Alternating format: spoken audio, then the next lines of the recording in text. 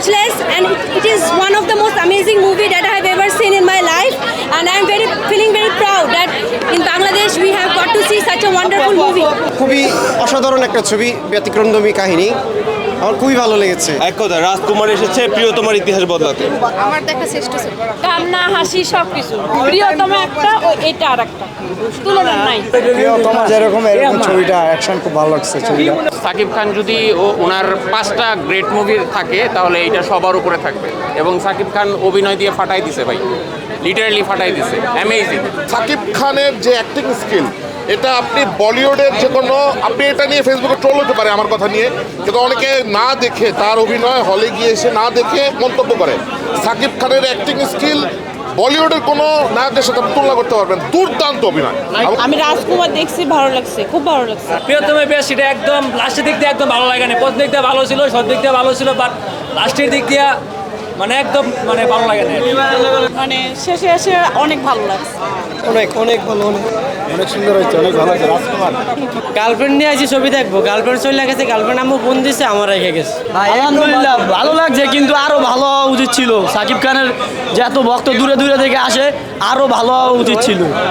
সাকিব খানের এটা হচ্ছে সবচেয়ে বেস্ট মুভি আর কি, তার জন্য মাইল ফলক হয়ে থাকবে আর কি। অনেকে বলছেন সিনেমাটা ভালো লাগেনি। কে যে বলছে ঠিক আছে, ও সিনেমা বুঝেই নাই আর কি, ওই যে ওর কথা বাদ দেন, ওর কথা বাদ দেন আর কি। নায়িকার কথা যদি বলি যে ফরেন নায়িকা সবকিছু মিলে যেখানে হচ্ছে গল্প ডিমান্ড করছে সেই অনুসারে নায়িকা নেওয়া হয়েছে। আর সাকিব খানের অভিনয় তো বলতে হবে না আর কি, বললাম তো।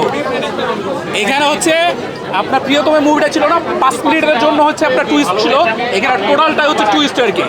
প্রিয়তম ওইটার জায়গায় ওইটা, রাজকুমারের জায়গায় রাজকুমার। ব্যতিক্রমী একদমই কাহিনী, একদম যে গার্লফ্রেন্ড বয়ফ্রেন্ডের একটা প্রেমের কাহিনী না, এখানে দেশের সম্পর্কে বলা হয়েছে, তারপর আপনার মা ছেলের সম্পর্ক, মানে খুবই অসাধারণ।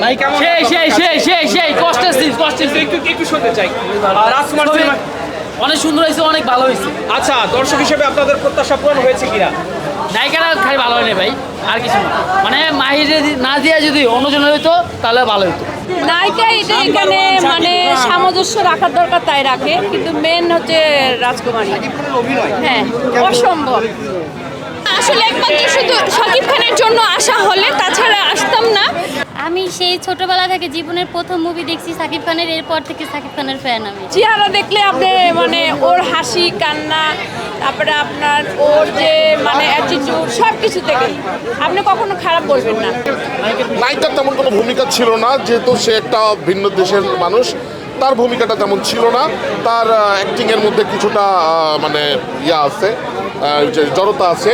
বাট সাকিব খানকে আপনি যদি আরও ভালো কোনো স্ক্রিপ্ট পায়, ভালো কোনো রাইটার পায়, ভালো ডাইরেক্টর পায়, সাকিব খান মনে করেন কাঁপায় ফেলবে। তার অ্যাক্টিং স্কিল দুর্দান্ত, আপনারা দেখলে বুঝতে পারবেন। অনেকে ঘরে বসে সাকিব খান অভিনয় না দেখে আগের সাকিব খানের অভিনয়গুলো যাচাই করে সাকিব খান নিয়ে মন্তব্য করে। বাট তার অ্যাক্টিং স্কিল বাংলাদেশ অ্যাক্টিং স্কিলদের মধ্যে বেস্ট। গার্লফ্রেন্ড নিয়ে আসি ছবি দেখবো, গার্লফ্রেন্ড চলে গেছে, গার্লফ্রেন্ড আম্মু ফোন দিছে, আমার রেখে গেছে। আমি দেখতে পারি না, টিকিট নিতে পারি না, ও চলে গেছে। আপনি কি রাজকুমার এখন দেখবেন? না, আমি দেখবো, আমার ফ্রেন্ড আসতে আসতে ওর জন্য অপেক্ষা করতেছি। আচ্ছা, তাহলে কি গার্লফ্রেন্ড হারায় আপনি কি এখন মানে আমি শেষ, নিঃস্ব।